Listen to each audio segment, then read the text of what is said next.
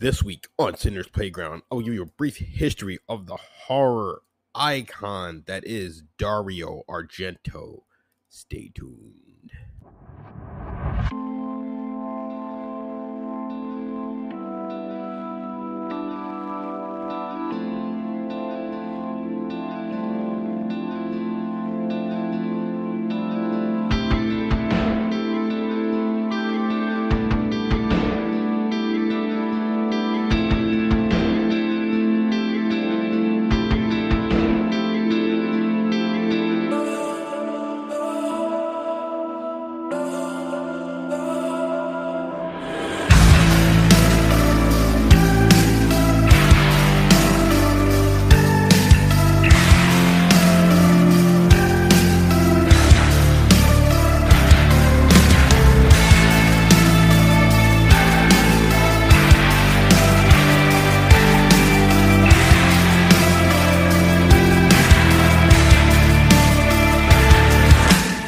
Welcome to Sinder's Playground. I'm your host, Sinder.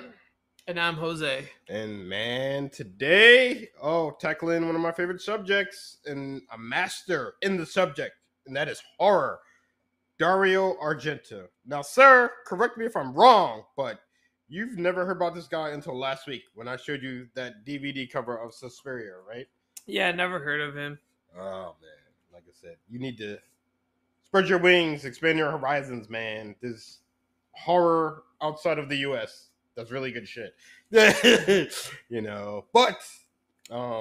I wrote down some, recommendations I'll have at the end for you to check out, and the listeners as well.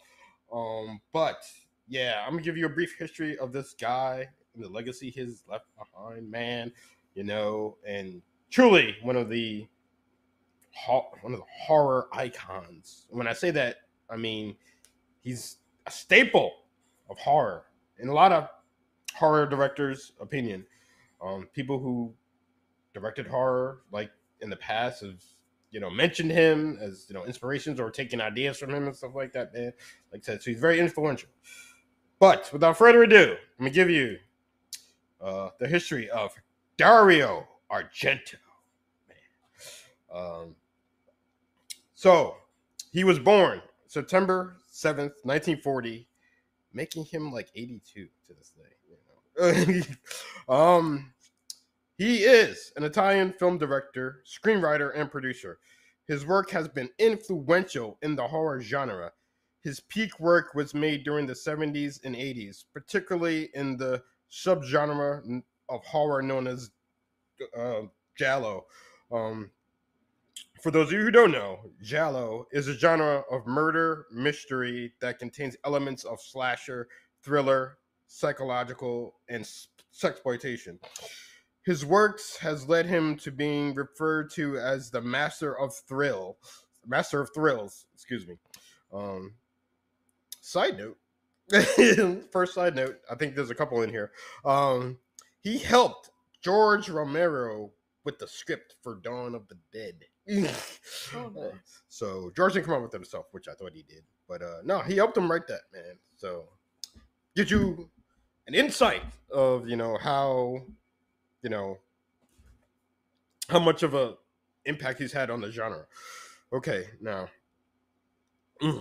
he is the son of a film producer, and his mother was a photographer. While attending college, he began working as a film critic, writing for magazines and columns for newspapers. After doing that for a couple years, he began doing screenwriting and helped Sergio Leone write Once Upon a Time in the West, which came out in 1968. Now, does that name of that movie sound familiar to you? No. It's a classic Western, man. And Sergio Leone, he is like, people call him like the godfather of like Westerns. His Westerns are like considered like the best, to ever been made in a genre. Like The Good and the Bad, the Ugly, the classic Clint Eastwood film. I heard of that one. Yeah, he directed that. Oh, okay. Like I said. So yeah, that's his like niche, if you will. But then in 1970, he began work on his directorial debut, The Birds with the Crystal Plumage. Like, yes, he has some weird names for his films. Weird names for his films. Can't have it all, right? Yeah, man. What you call it? Okay. So say it again. The Bird with the Crystal Plumage. Which was an instant hit in Italy and continued to focus. And after that, he continued to focus on the giallo genre, directing two more successful thrillers. One being the Cat O Nine Tales, which came out in 1971, and and then what you call it? Fur Flies on Gray Velvet. I don't know. That came out in 1972. These three films, though, are referred to now as the Animal Trilogy. See, because we said it's a bird. First one was the bird, the crystal plumage. Second one was the cat o' nine tails. The other one is flies on the gray velvet. So yeah, the Animal Trilogy, which I get. I like that. He would return in 1975 with Deep Red. This film frequently referred to as the best giallo ever made. This film made Argento internationally known and inspired other directors to work in the genre as well. Another side note, too, John Carpenter has frequently referenced him as a part of inspiration for Halloween. Whoa. For Halloween. That's a good accolade right there. Yeah, man. Argento's next film, Suspiria, was released in 1977, a supernatural horror, and he planned for it to be the first in another horror trilogy, the one he calls the Three Mothers trilogy.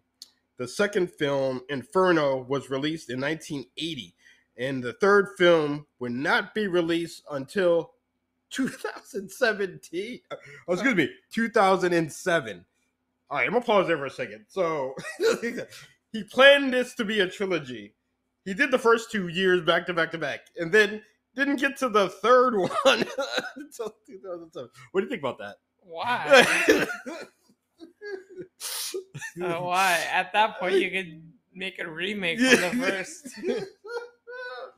I know. Yeah, that floored me because I've heard of the Mother trilogy, right? But I never know what the third film was. And like I said, I've never heard of the Animal trilogy because that's just like his early stuff. I'll be honest, telling you and the audience, I haven't seen everything he's done, but I've seen his most acclaimed stuff. Okay. So to speak. And like I said, I always heard it referenced the Mother's trilogy. I'm like, well, what's the third film? Like I said, because I guess one, it probably wasn't very good, and two, it was such a long gap. People probably don't even think they go together. You know what I mean? So kind of like that movie Unbreakable or something like that. Wasn't that like years apart? Yeah. Like the first two were decent, and then the third one came out like recently. Yeah. So, like I said, I mean, if you plan to make a trilogy, like I said, you shouldn't keep the gaps that long in between films. Seriously. But yeah, I just want to stop and get your take on that. But yeah, we're gonna get to that though. So after Inferno, he began working on 1982's Tenebrae. After that, he combined giallo with the supernatural in 1985's Phenomena, which was Jennifer Connelly's first film. Side note: one, do you know who Jennifer Connelly is? No. Okay, she's like really famous. I mean, she was hot at one point. But now maybe if I had a picture. But now she's like 56. So just saying, man. You've seen her. I know you've seen at least one thing she's done. And then what's the other thing? Well, I want you to see her first. Look her up. Is this her? Yeah. Oh, okay. Looks familiar to you at all? Yeah. Okay. So that was her first film. So you should watch that. That she's like, God, I want to say probably 19 in this film. But the other part to that, you know who her husband is? Ooh. Her husband is Paul Bettany, aka Vision from MCU. Wow. Vision from the MCU. So yeah, I just thought I'd throw that in there. Let's throw that in there. Okay. All right. So getting back to it, after after Phenomena, Argento took a break from directing and helped Lamberto Brava write Demons and Demons 2, which are now considered two cult classics. Stop there for a second. So I'm guessing you never saw Demons or Demons 2. No. Okay, yeah. So is this the Demon trilogy? No. Oh. Well, this isn't his film. He helped this guy write these films. Oh. Okay, so pay attention. Yeah, he helped this guy write these films. I mean, at the time they were trash, but like now they kind of considered cult classics. I mean, they are really gory though, like really gory. So if you're into that, you should check these out if you haven't already. That's a lot coming from you. Yeah, If you're saying they're really gory, they're probably. Yeah, like I said, man. Actually, the other side note, do you know what's the most disgusting film I've ever seen? What? I never told you. No. I mean, there's a few actually. But the one I always tell people when they ask me that though is The Fly. You ever seen that with Jeff Goldblum? Oh my god, it's oh. Now is this something that everyone says, or it's just nasty to you, or No, a lot of people say they can. Oh, okay. It's so bad, I can't eat anything while I'm watching it. Oh wow. I can't. Really? I can't. I think that's the only movie that's ever done that to me, where I can't eat anything while I'm watching it. I was like, yeah, because I'll just throw it up. Oh, yeah, The Fly. Oh, Jesus Christ! What's so bad about it? Just like it's a lot. It's a lot. You know how a fly eats, right?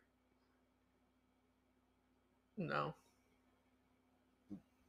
They they did like this little thing with the hands, and then no, they take stuff and then they kind of just stuff it in their mouth and then they throw it back up and then they consume it again.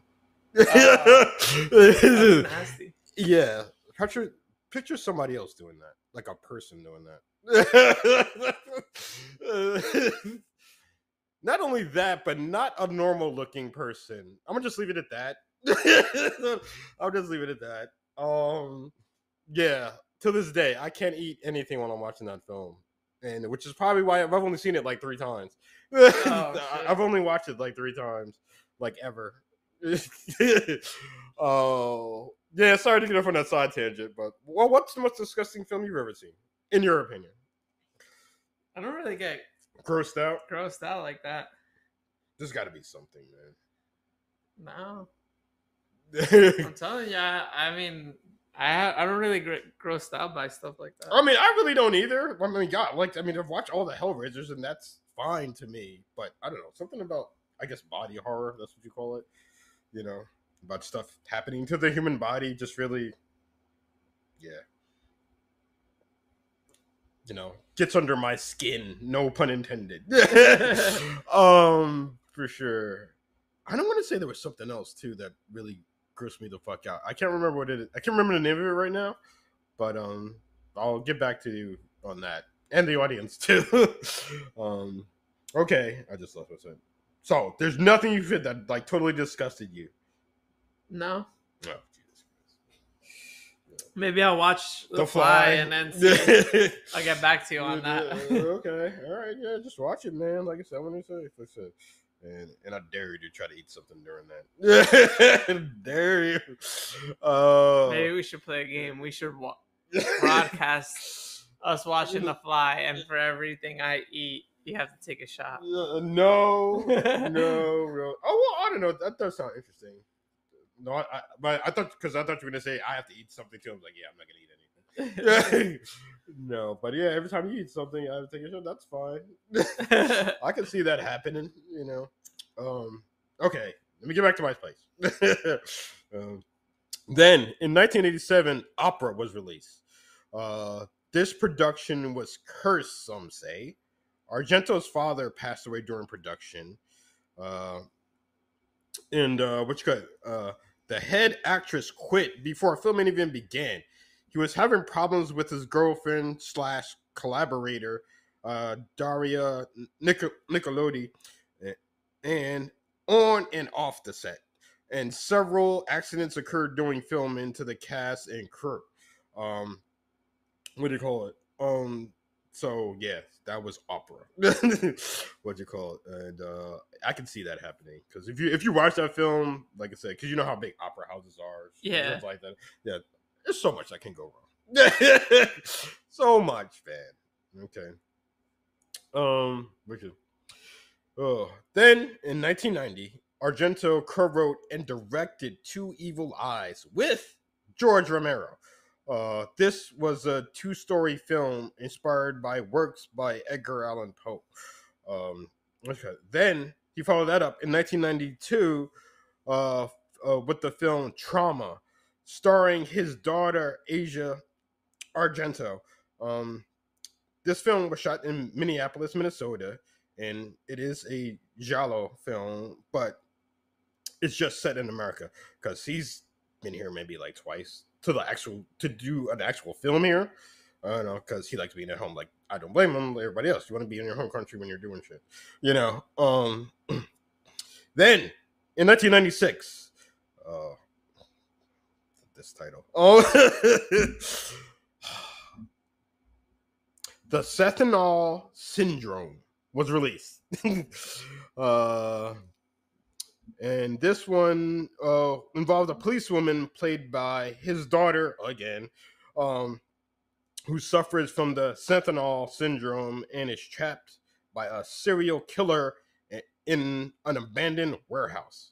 What you call it? The film's opening scene was shot in Florence, in Italy, in Italy's Uffizi Gallery, which he and he alone has been the only director to ever been able to shoot there. I'm just pause there for a second. What do you think about that? That a sacred place like that, you know, and nobody is allowed to shoot there, but this guy got to shoot. He got the hall pass. Yeah, this guy got to shoot there, man. I mean, I guess it's something we said by your fellow countrymen. Like I said, if you come from a certain area or district or whatever, you know, and you do good things, you know, what you call, I can understand the community wanting to help you out, I guess. Yeah. You know, what like that, because like you're representing, you know, your people or your culture or where you're from. Yeah, you know? to like a good extent. Yeah. So I get that, you know.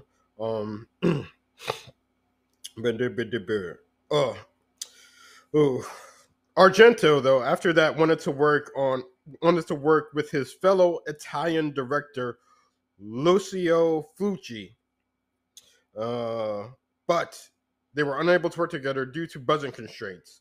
The two had kept putting off the project. Then, when Argento finally had the funds to work on the film, sadly, Lucio passed away. Argento would return with 1998's Phantom, excuse me. Oh, Phantom of the Opera. So it's a remake of Phantom of the Opera. He would follow that up in 2001's Sleepless. After that, he would take another break before returning with 2004's The Card Player, which is a giallo about a killer who murders during poker tournaments. All right, put a pause there for a second. So what do you think about this point? It's now 2004, and he's still doing this. Pretty good, huh? Yeah. That's decades of work. Yeah, man. Let's go. Okay, then, then finally, after years, the third film in the Mother trilogy was released in 2007's, excuse me, the Mother of Tears. What you call it? And again, I want to stop and talk about that, man. I mean, at that point, why would you even do it? But yeah, you know, it's just like what happened to the actors from the first two? Oh God, yeah, because you got to be old and stuff like that, man. I mean, wait, I'm back to talking about notes. Cause I want to see when the first one was made. uh, wait, yeah, 1977. So 1977, and then when you It's get like the 30 like something yeah, years. yeah, Jesus Christ, man.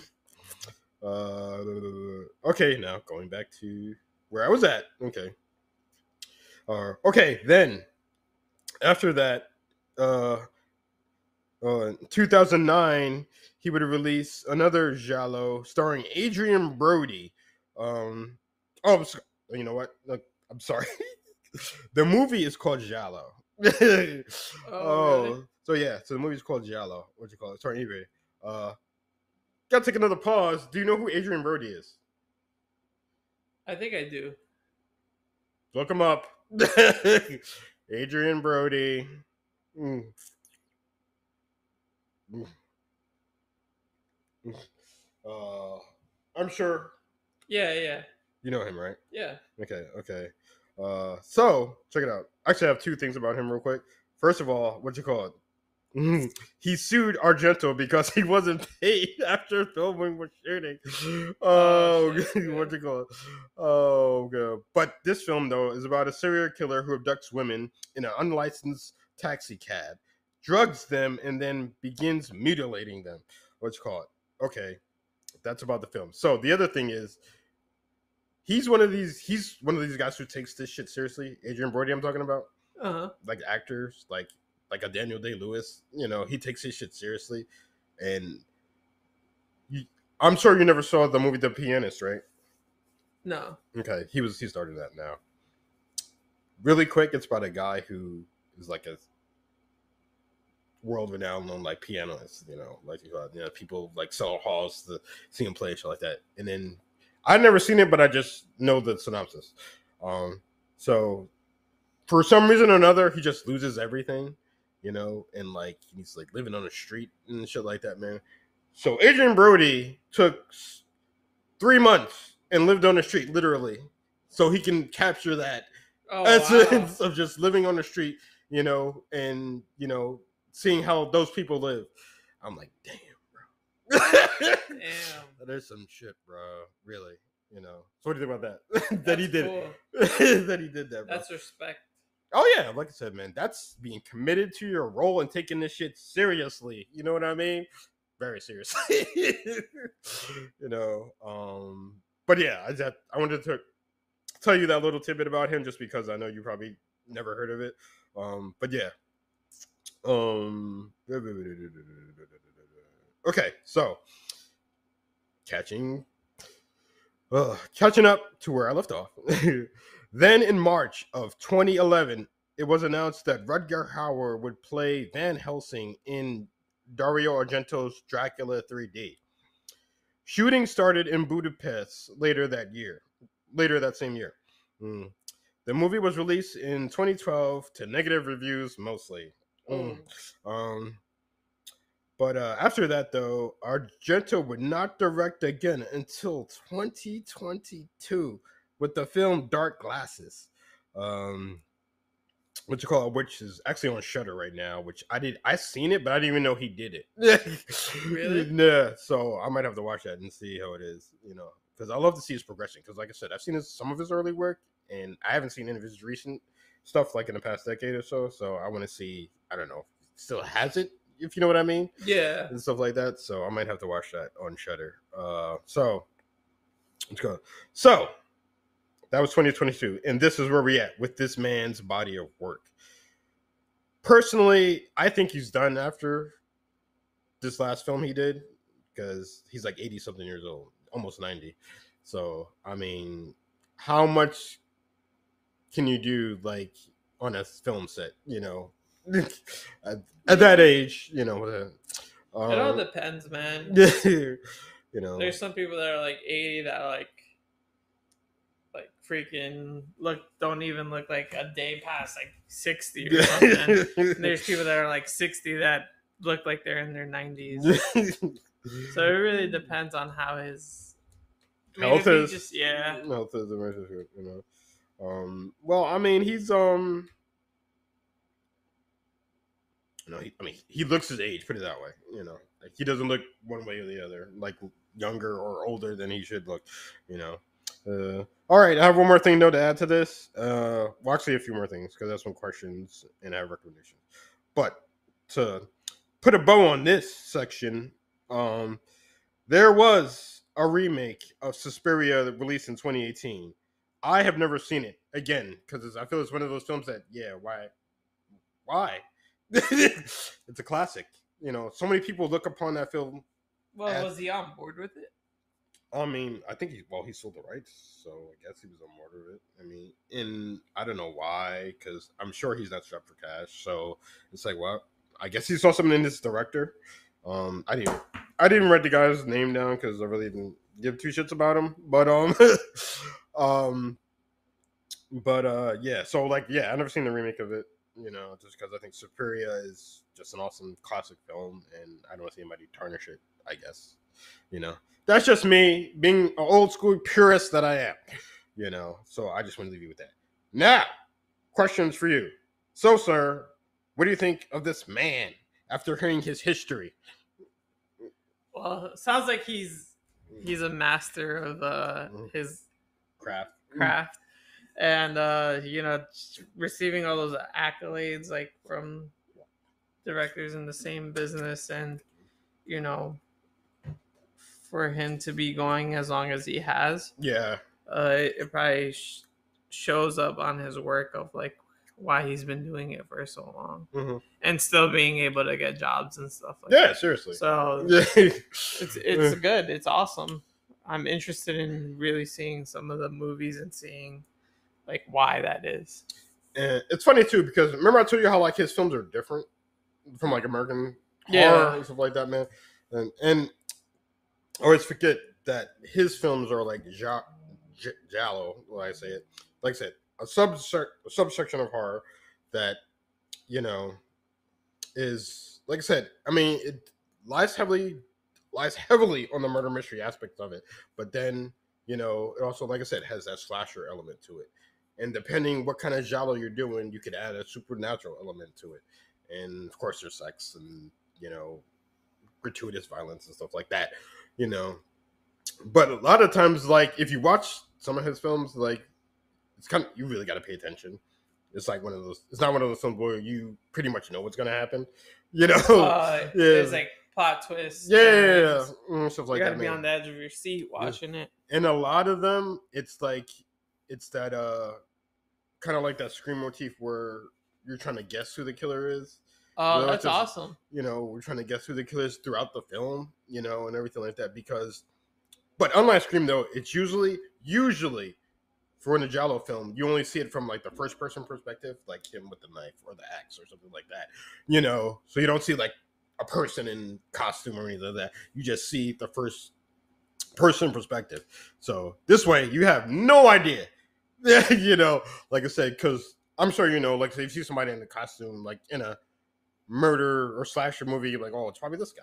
You know, it's probably this guy. He has the frame for it. Yeah, you know, stuff like this guy. You know, but so that's why another thing I like about the giallo, because like I said, I don't know who's doing the killing. Yeah, you know, that's pretty awesome, actually. Yeah, you know, who's doing the killing and stuff like that. So yeah.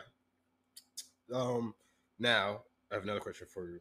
Oh, which is basically, are you intrigued to see some of his work now? Yeah. Okay. So now, for you in the audience, recommendations. Now, these are my personal favorites of him. And I'm not going to lie, when I did my research, there are now a couple I'm going to add to the list that I need to watch. And I'll give you my take on them at a later date. You know, but no. Suspiria, obviously, you've seen it. I have both versions of it.